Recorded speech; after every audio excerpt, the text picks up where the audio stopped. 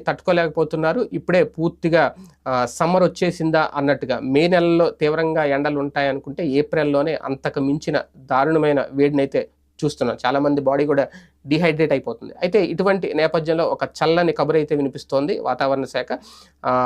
గడిచే అంటే రాబోయే 2, 3 రోజుల్లో అటు తెలంగాణ, ఇటు ఆంధ్రప్రదేశ్‌లో 2 చోట్ల కూడా వర్షాలు కురిసే అవకాశం ఉంది అని చెబుతోంది.